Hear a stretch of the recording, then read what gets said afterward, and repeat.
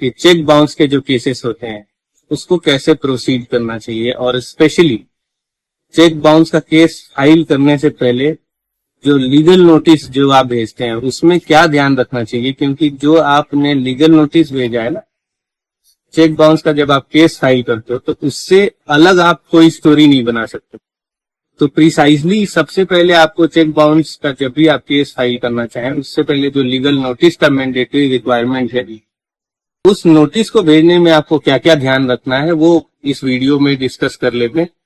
क्योंकि ये बहुत रेलिवेंट हो जाता है तब जब कोर्ट में ट्रायल चलता है और एविडेंस के स्टेज पे मैटर आता है तो चीजें वहां पे जाके फंसती हैं। आपने लीगल नोटिस भेजा भी है, विदिन लिमिटेशन भी भेजा है, लेकिन कुछ रेलिवेंट पॉइंट्स हैं जो आपने मिस कर दिया, जिसके वजह से कई बार केसेस आपके फेवर में आने के चांसेस काफी कम हो जाते।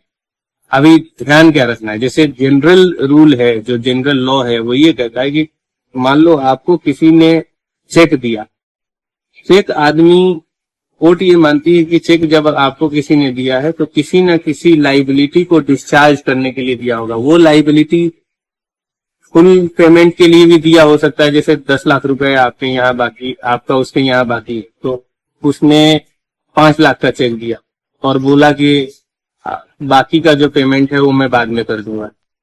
फिलहाल आप ये चेक ले लो और ये आप बैंक से ड्रॉ करा।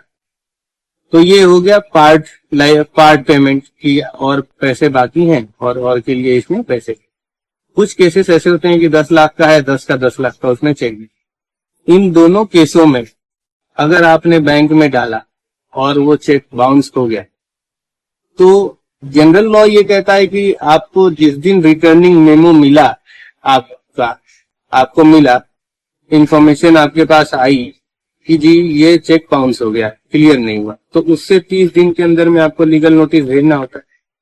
ये कंप्लायंस तो जनरल लोग फॉलो कर ही लेते हैं, क्योंकि लोगों को मालूम है कि 30 दिन के अंदर में अगर हम लीगल नोटिस नहीं भेजते हैं तो फिर ये 138 का जो प्री रिक्वायरमेंट है केस फाइल करने के लिए वो खत्म हो जाता है। बट मेरा कंसर्न ये है कि जब वो 30 दिन के अंदर में आप लीगल नोटिस भेज रहे हो तो उसमें क्या क्या इंपॉर्टेंट पॉइंट्स जो डालने हैं आपको, जो मिस नहीं करना है, वो इस वीडियो में थोड़ा सा डिस्कस कर लेते हैं ताकि एक बेसिक आइडिया हो जाए। अभी सपोज मान लो कि जो चेक इसने आपको दिया है ना वो किसी लाइबिलिटी को डिस्चार्ज करने के लिए दिया है, तो अगर हो सकता है आप बिजनेसमैन हो सकते हो, उसको आपने सामान दिया है, सामान का जो ड्यूज था उसको क्लियर करने के लिए उसने चेक दिया होगा।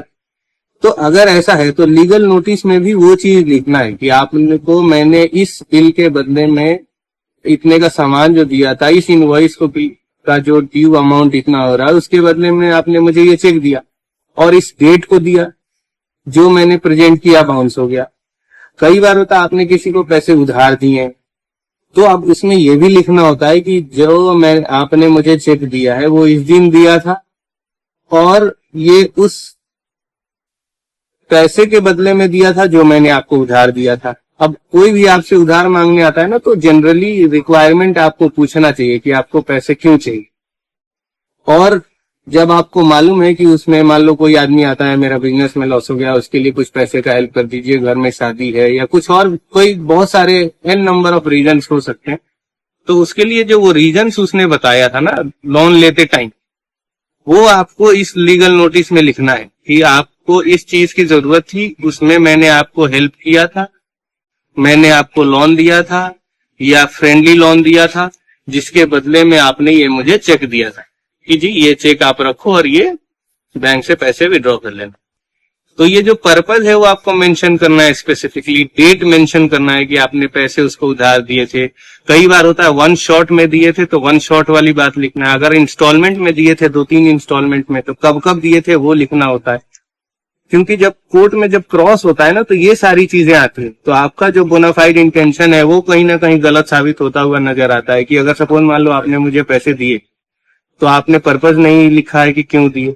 तो इस सिनेरियो में अब अकाउंट में पैसे दिए हैं तो कई बार चीजें चलो ठीक है आपके फेवर में रहती हैं, लेकिन अगर आपने अकाउंट में नहीं दिया है तो वहां दिक्कत होता है। तो आप जब भी लीगल नोटिस भेजें तो स्पेसिफिक डेट लिखें, ट्रांजैक्शन का पर्पज लिखें, लोन किसको दिया है ये लिखें, और अगर किसी एग्रीमेंट के बेसिस पे दिया है तो उस एग्रीमेंट का रेफरेंस भी दीजिए कि ये एग्रीमेंट भी हमने एग्जीक्यूट किया था, यह एग्रीमेंट साइन किया था, उस एग्रीमेंट में ये विटनेस थे। तो डिटेल जो आप लिख देंगे उसी के बेसिस पे जो आगे जो केस बनेगा, जो आपका सूट बनेगा, जो पिटीशन बनेगा, उसमें ये सारे ग्राउंड्स होंगे। ऐसा नहीं हो सकता है कि आपने लीगल नोटिस में कुछ और स्टोरी बनाई है और सूट में कुछ और स्टोरी बना देंगे, फिर आपका केस जो है वो कमजोर हो जाएगा। तो आप इस चीज का ध्यान रखें। आगे वीडियो में हम ये डिस्कस करेंगे कि फिर लीगल नोटिस का अदर रिक्वायरमेंट क्या है और कैसे पूरा जो एंटायर प्रोसेस है कि केस फाइल कब करना है, कितने दिन का लिमिटेशन है, अगर लिमिटेशन के अंदर फाइल नहीं किया तो क्या हो सकता है, क्या हमारे पास राइट है फाइल करने का या नहीं करने का। तो वो सारा हम नेक्स्ट वीडियो में डिस्कस करेंगे। तब तक के लिए जय हिंद, गुड बाय।